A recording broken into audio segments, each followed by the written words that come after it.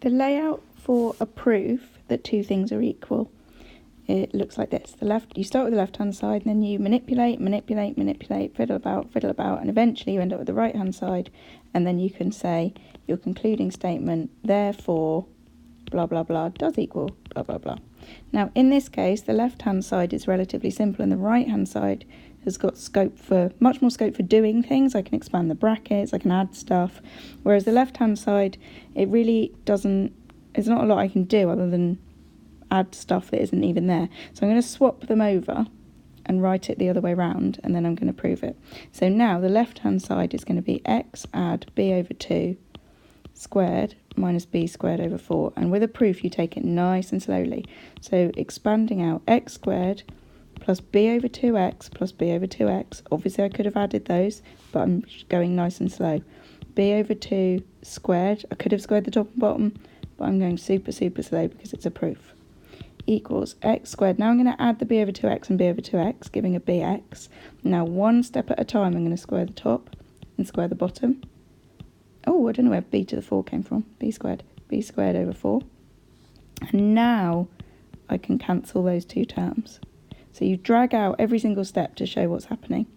And then final line, therefore, and then we say what we've proved. X squared plus bx is identically equal to, I forgot to put that line on there.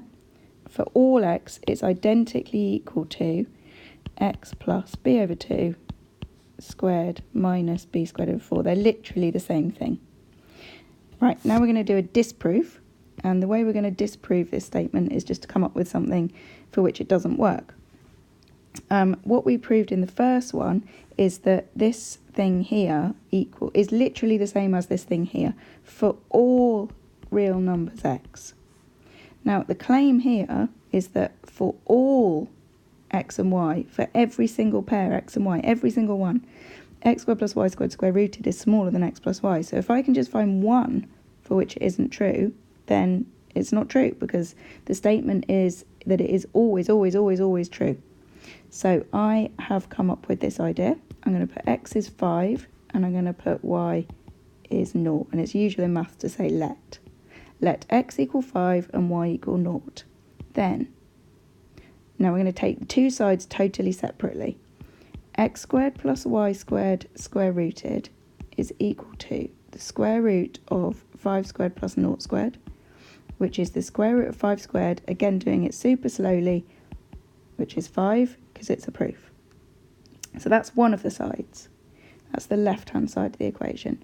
Now I'm going to take the right-hand side of the equation, x plus y, totally separately, and I'm going to say, well, what does this equal? 5 plus 0 is 5. Now, the claim was that the left-hand side would be less than the right-hand side, and I've got that they're the same. So 5 is not less than 5. It's the same. Therefore, the claim has been disproved.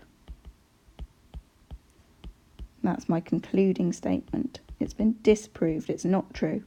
Well, it's not true. It might be true for some x's and y's, but it certainly isn't true for all x and y and r, which is what the claim said.